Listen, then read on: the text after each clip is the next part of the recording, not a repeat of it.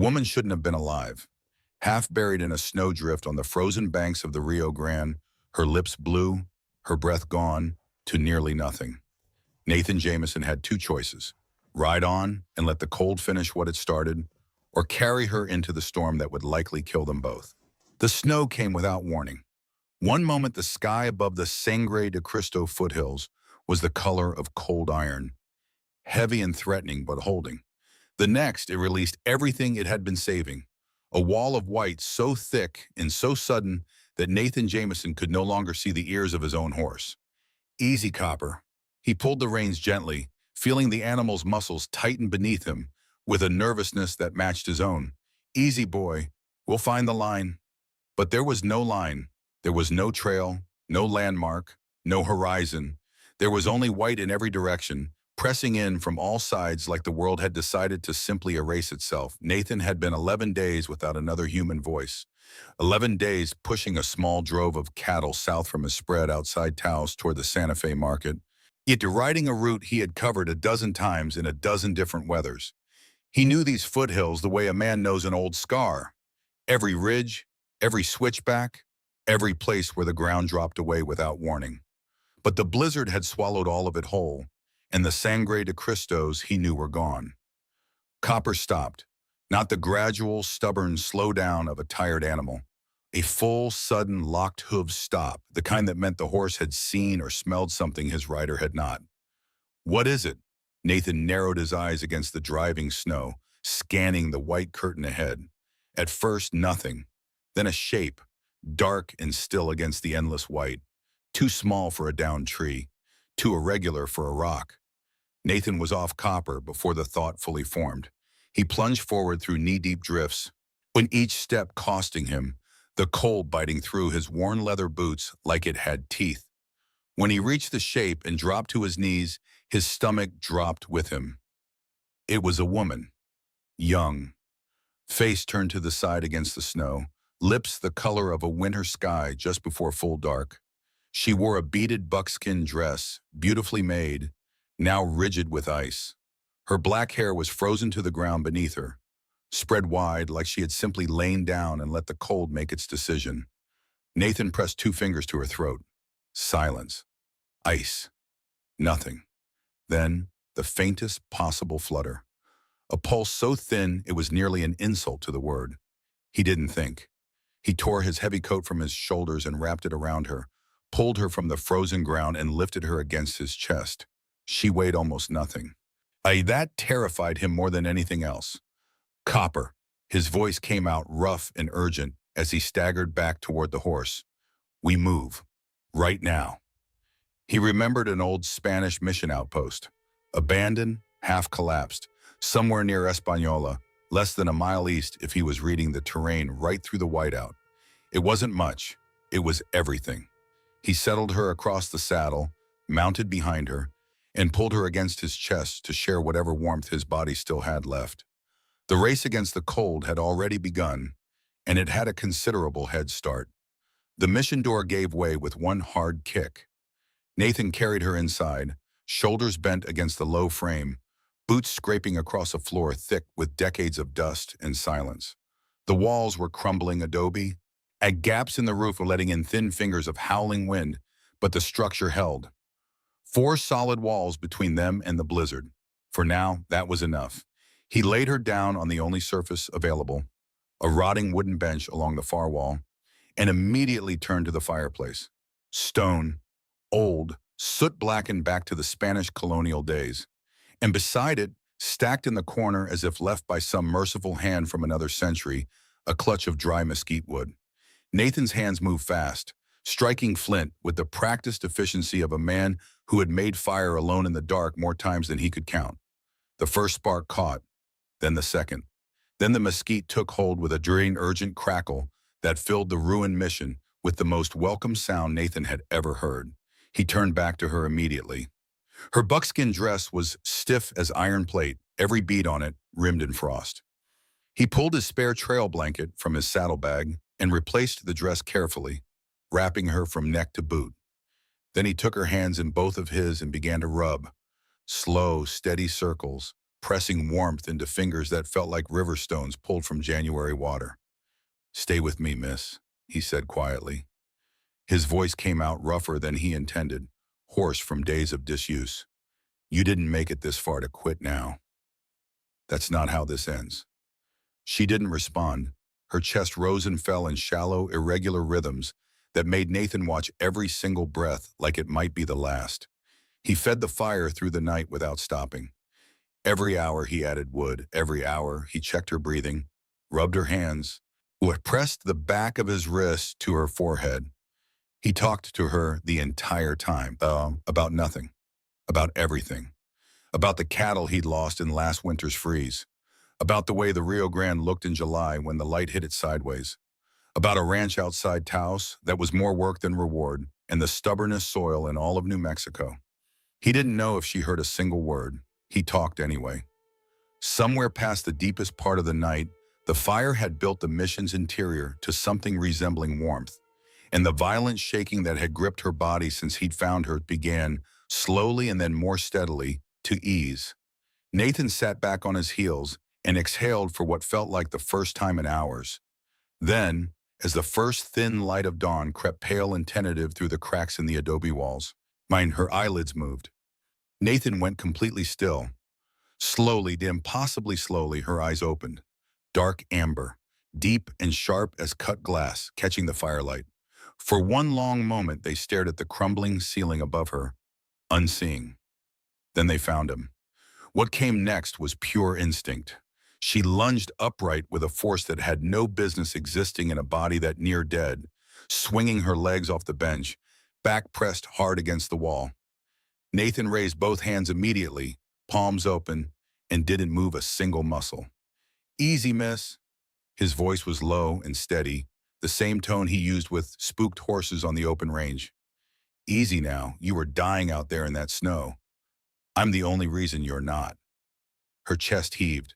Her amber eyes burned into him, scanning his face with the fierce, a rapid precision of someone calculating whether to run or fight, and finding, slowly, reluctantly, no clear reason to do either. The fire crackled between them. Outside, the blizzard raged on. She didn't speak for a long time. Neither did he. Nathan had learned early in his solitary years that silence wasn't something that needed fixing.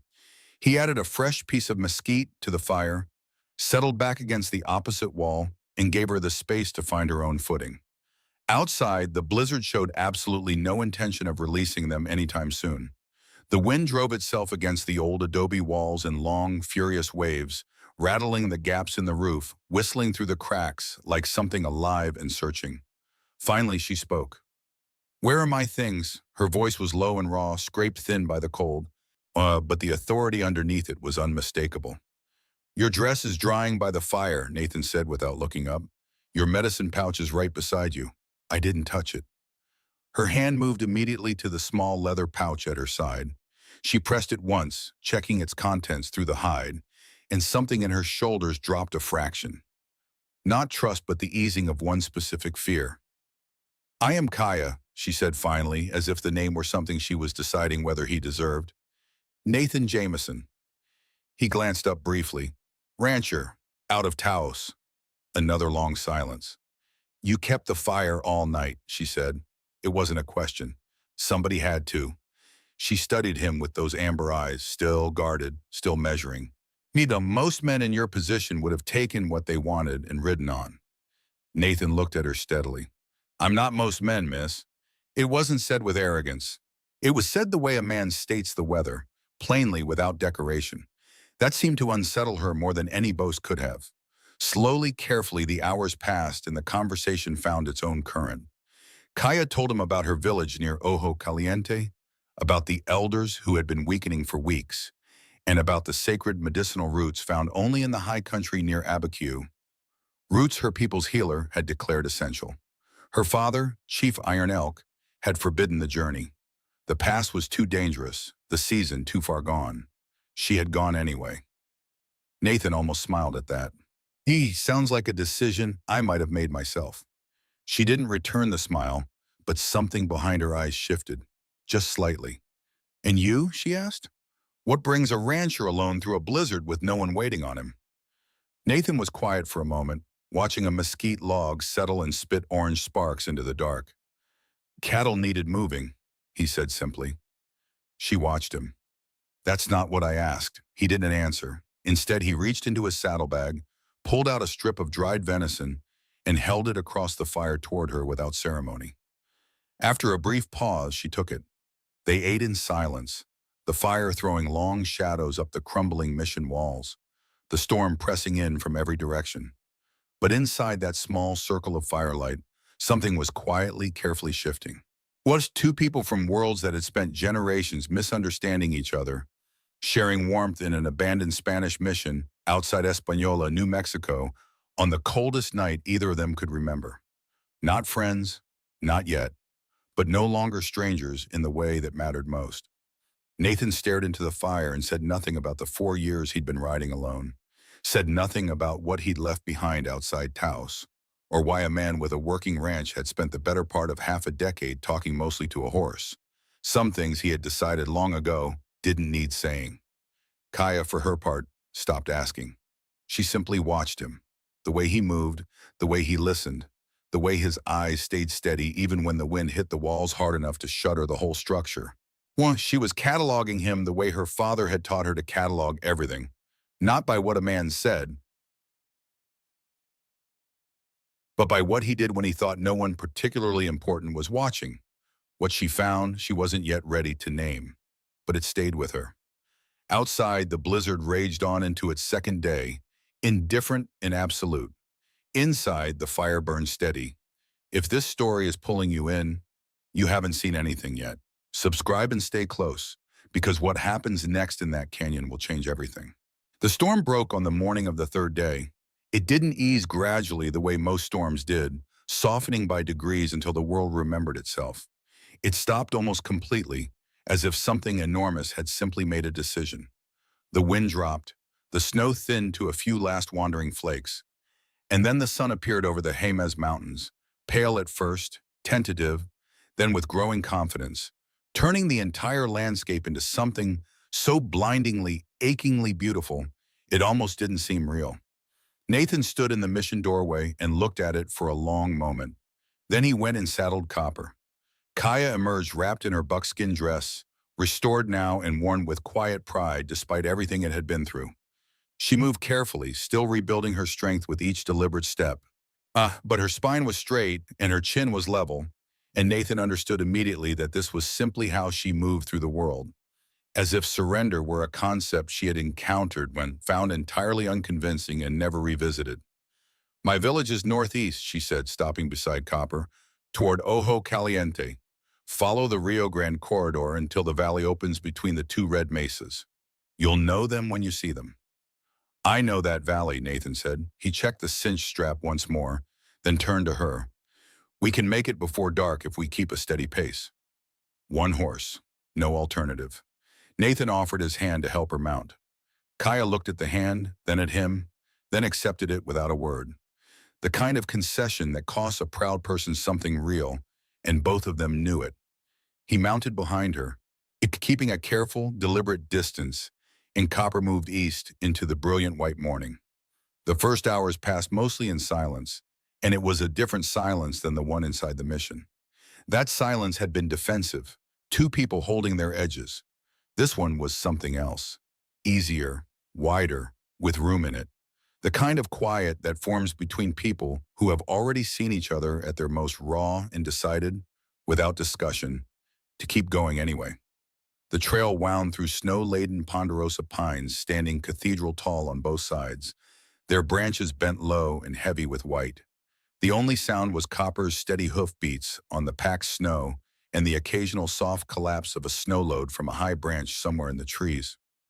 Kaya sat straight in the saddle, in her eyes reading the landscape ahead with a fluency Nathan recognized, the same way he read his own rangeland, seeing not just what was there but what had been there and what was coming.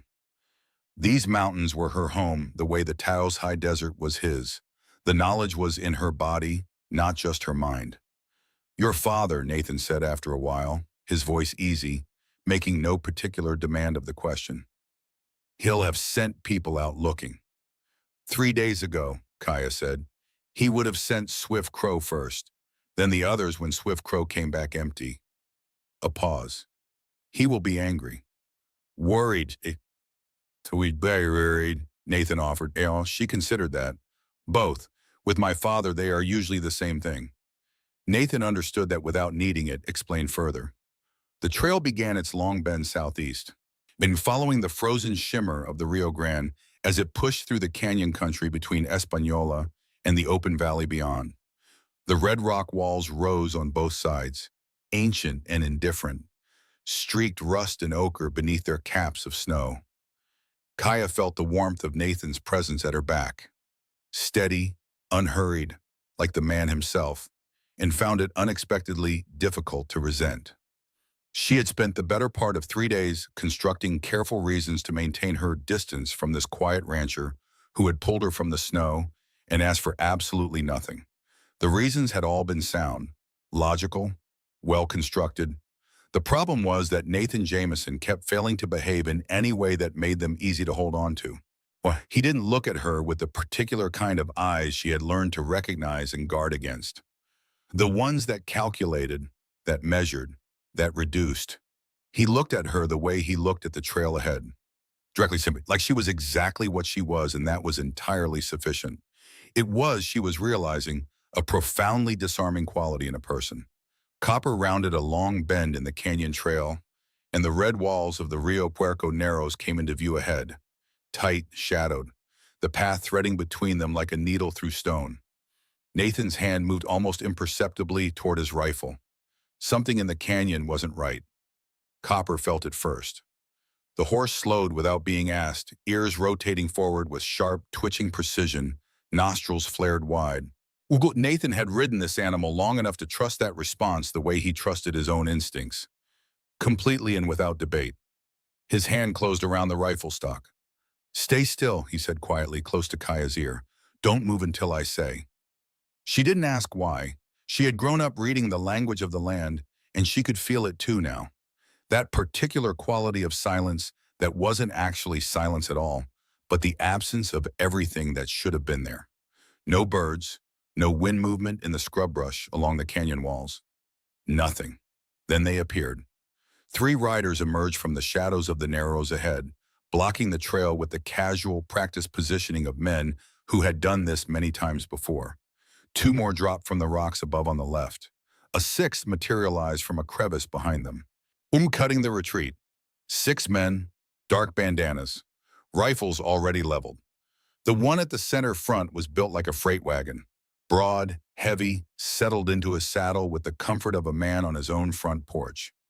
He pushed his hat up with one finger and looked them over with pale, calculating eyes that held no particular malice, which somehow made them worse.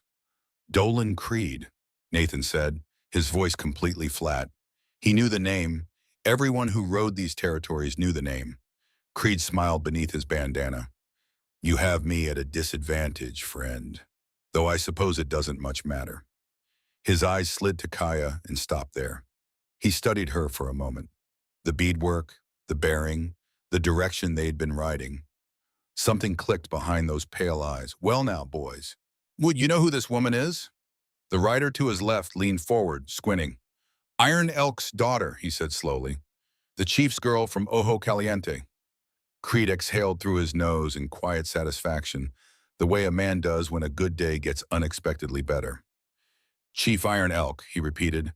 That old man would empty his entire winter stores to get her back breathing. He looked at Nathan with something almost resembling politeness. "Step aside, rancher. Hand her over and ride out. No reason this has to become a funeral." Nathan's expression didn't shift by a single degree. "Only one I'm seeing," he said.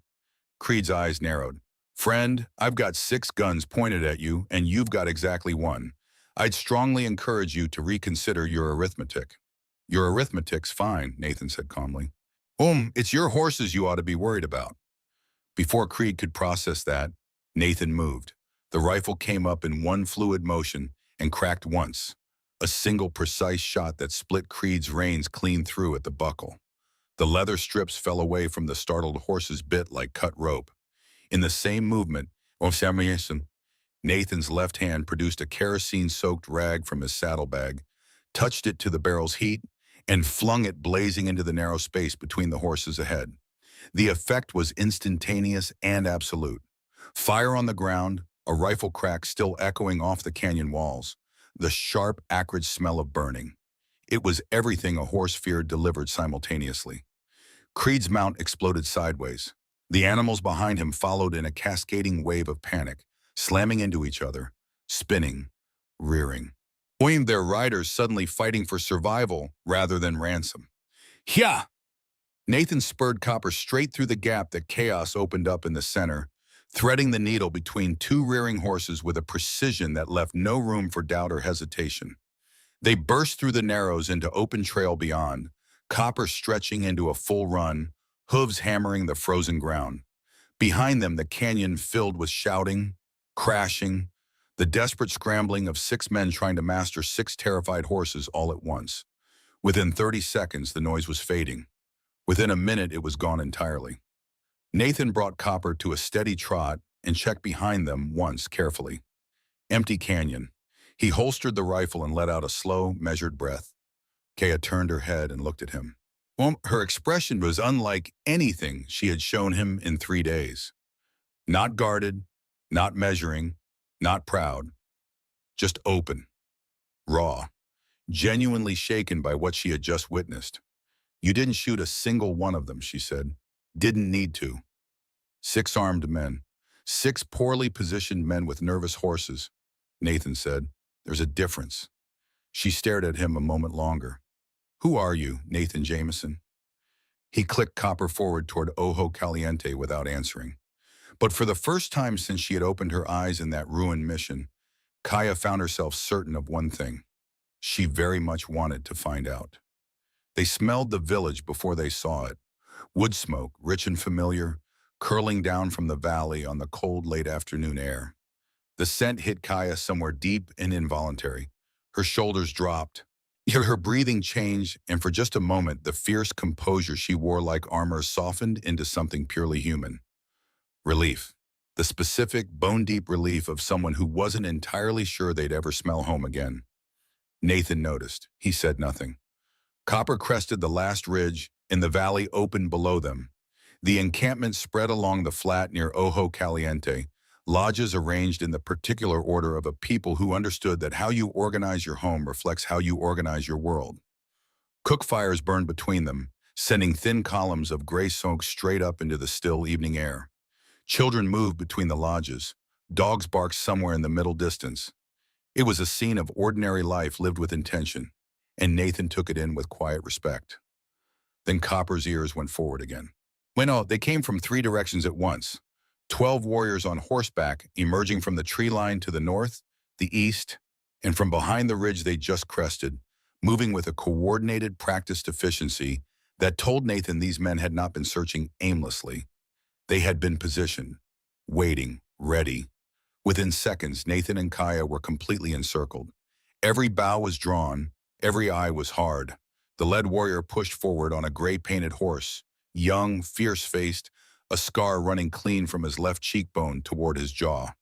His eyes went to Kaya first with a flash of raw relief, then to Nathan with something considerably less warm. Dismount, stranger. His voice left no room for interpretation. Hands where I see them, now. Nathan began to raise his hands slowly and carefully. You swift crow. Kaya's voice cut across the valley like a blade. Every man froze. Lower your bow. Lower all of them. This man carried me out of that blizzard on his own horse. He kept fire through 2 nights to save my life. He fought off 6 Cimarron riders in the Rio Puerco Narrows this very afternoon to protect me. She let that land for a full breath before continuing. You will not draw another arrow in his direction as long as I am standing. Swift Crow's jaw tightened, his bow lowered a fraction. Not from agreement, Nathan sensed, but from something more complicated. Loyalty to Kaya overriding suspicion of the stranger beside her. The other warriors followed, slowly, reluctantly. Swift Crow looked at Nathan with eyes that made his position perfectly clear. The bows were down, but the verdict was very much still open. Ooh, Miss Yeppa said something similar when I brought her home, Nathan said under his breath, more to himself than anyone. Kaya turned her head slightly. What? Nothing. He lowered his hands by degrees, making no sudden movement, giving every warrior present the full courtesy of his patience. The escort formed around them, tight, watchful, weapons holstered but not forgotten, and they descended together into the valley as the last copper light of the afternoon fell across the snow-covered flats of Ojo Caliente. Word traveled faster than they rode. By the time Copper reached the center of the encampment, the village had assembled itself on both sides of their path. Men, women, elders, children pressed close, 100 pairs of eyes moving between Kaya and the quiet rancher riding behind her. The air was thick with whispered words Nathan couldn't translate but understood completely. Who is he? Where did she find him? Why is he here? Then the crowd parted. He walked with the unhurried, absolute authority of a man who had never once needed to announce himself. Tall, broad through the shoulders, black hair threaded heavily with silver falling straight to his collar. His face was carved and weathered, every line in it the record of a life lived in full. He wore no expression Nathan could read. His dark eyes moved first to Kaya, with a depth of feeling he made no effort to perform or conceal, and then, slowly, deliberately, to Nathan, Chief Iron Elk. He looked at Nathan the way the canyon walls had looked at them this afternoon, ancient, measuring, giving nothing away for free. The entire village held its breath. But Nathan held Iron Elk's gaze steadily and said nothing. Some moments he had learned you didn't fill with words. You simply stood inside them and let them be what they were. This was one of those moments. If you're already feeling the pull of this story, wait until you see what Iron Elk does next. Subscribe so you don't miss a single act. That night, the village celebrated. Drums first, low and rhythmic, felt in the chest before they were heard by the ears. Then voices, rising and weaving together in the particular way of people who have sung the same songs for generations and find in them something that never empties. The bonfire at the center of the encampment burned enormous and generous, throwing orange light across the snow and up into a sky so clear and so deep with stars, it looked like something painted by a steady and unhurried hand. Nathan watched from the edge of it all. He had been given a lodge of honor, clean hides, dry blankets, a small fire already burning when he arrived. The gesture was unmistakable in its intention. You are a guest, and we treat our guests well, and that is a different thing entirely from saying we trust you. But Nathan understood the distinction and respected it completely. He sat outside the lodge on a flat rock, tin cup of coffee balanced on his knee, and watched the celebration move and breathe with a life he found genuinely arresting.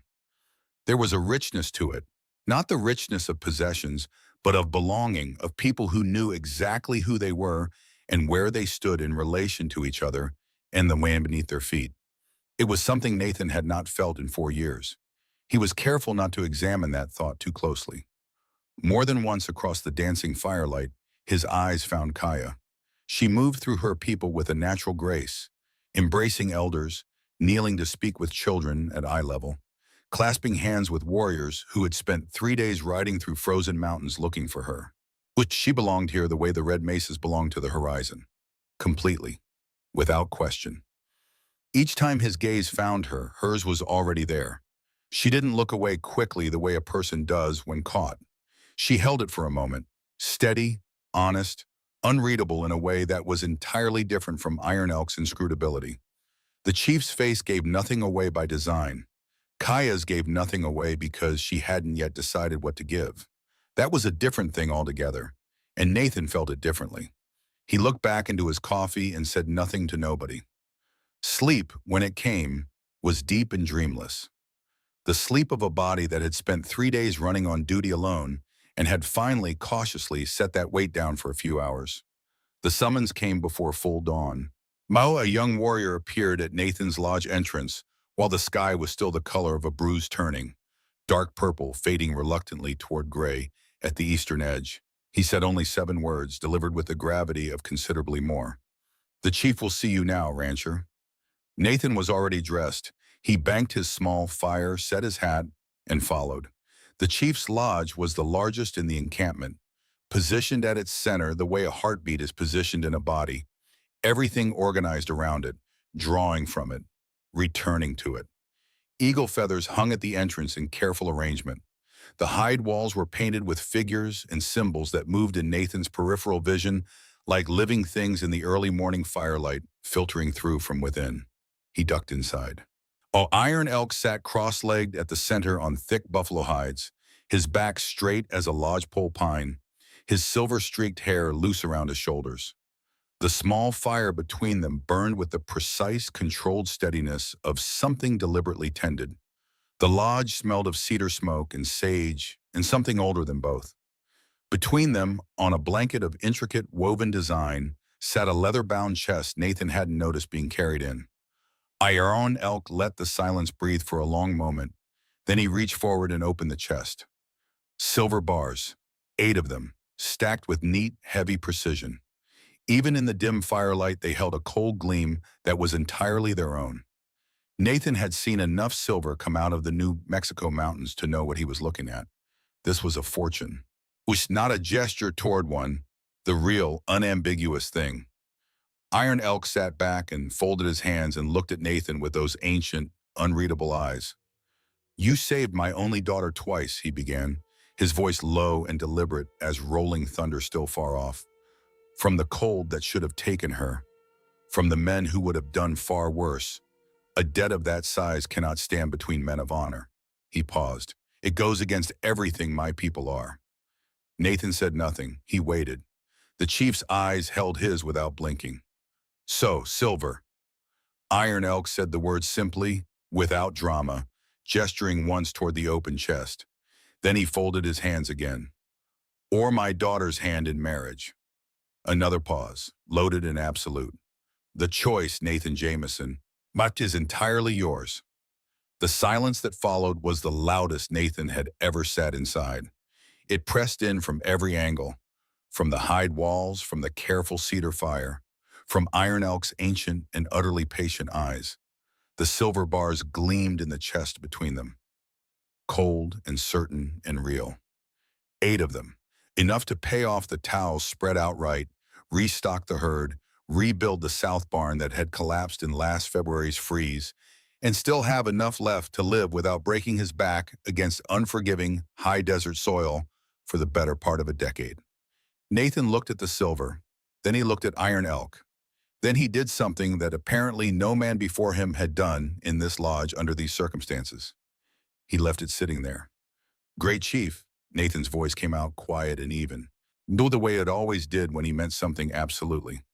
"I am grateful for your generosity in a way I don't have adequate words for.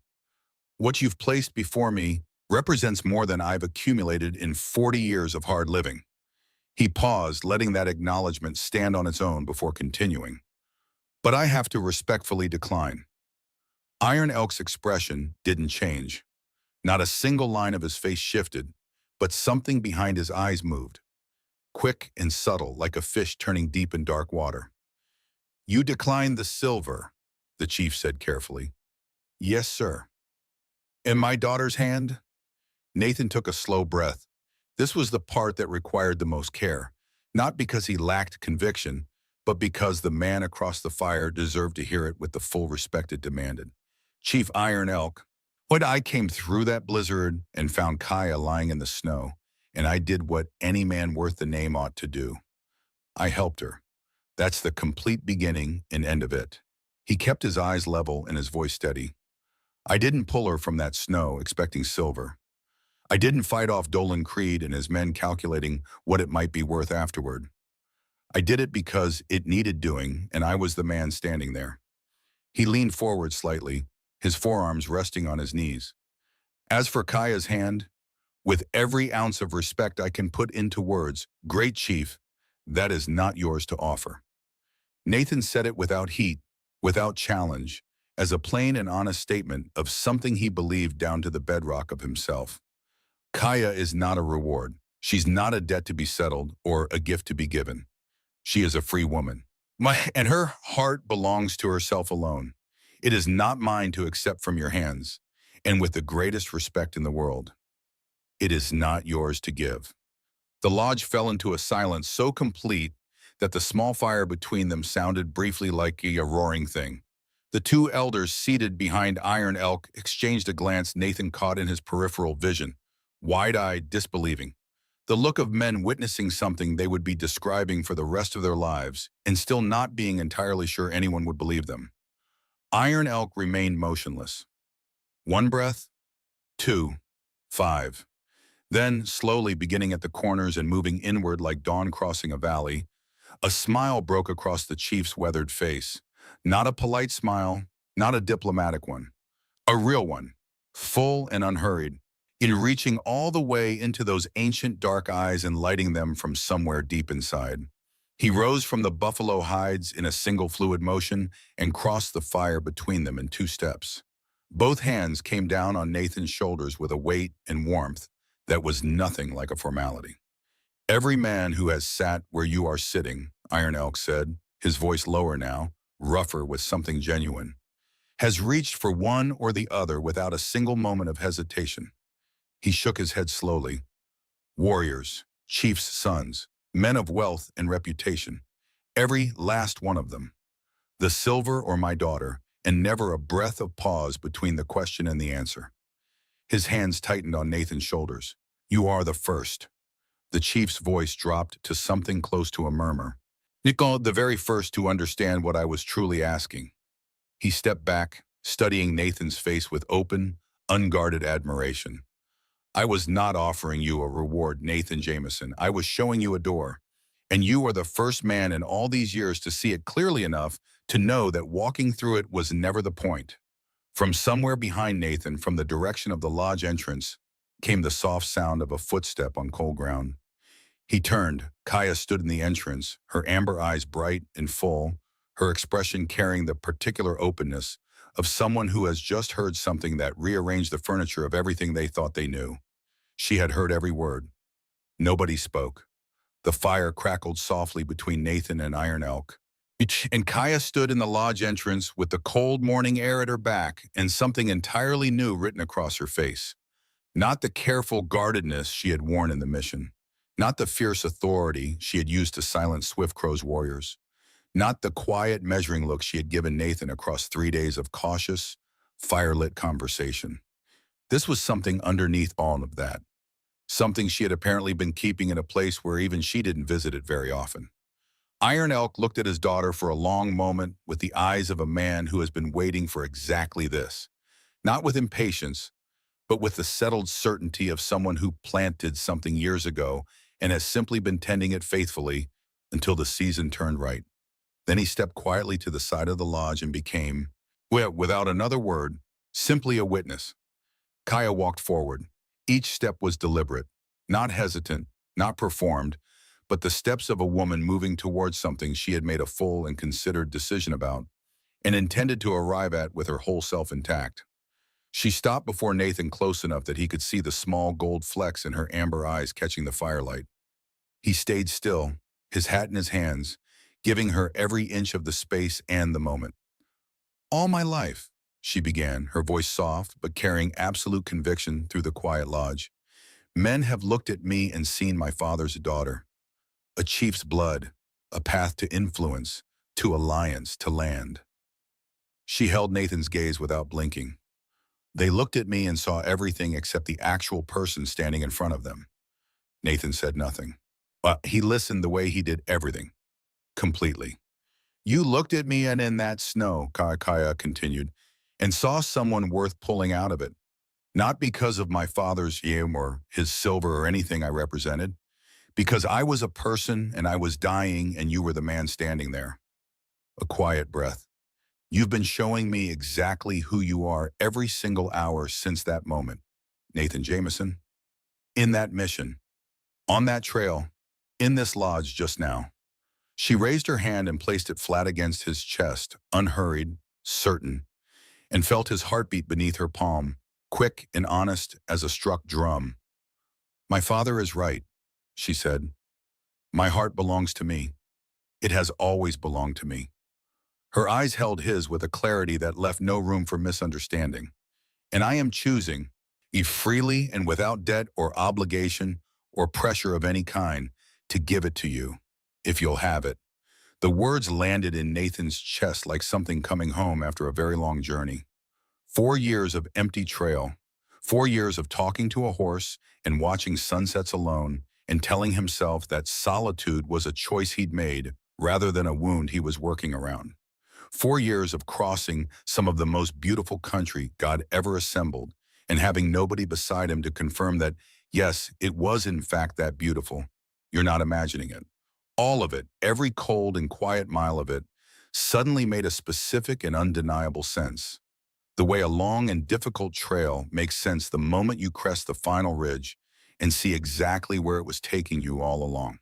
Mikakaya, his voice came out low and certain and a little rough at the edges in a way he made no effort to smooth. I'll have it, with everything I've got. She smiled then, fully, completely without reservation. And it was the most purely honest thing Nathan Jameson had ever seen in 40 years of watching the world. Iron Elk let out a long, slow breath from his corner of the lodge. Then he said something in his own language. 4 words, quiet and deep. And from outside the lodge walls, the village seemed to exhale and then erupt all at once.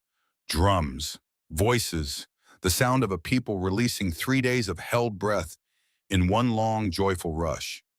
Copper nickered somewhere outside at the commotion. Nathan laughed, a real one, unguarded, the kind he hadn't heard come out of himself in longer than he could honestly remember.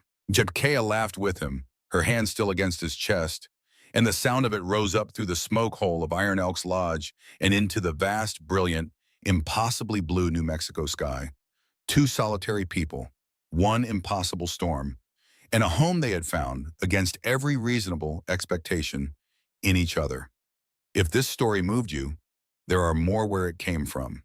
Subscribe and never miss the next one. The best is always still ahead.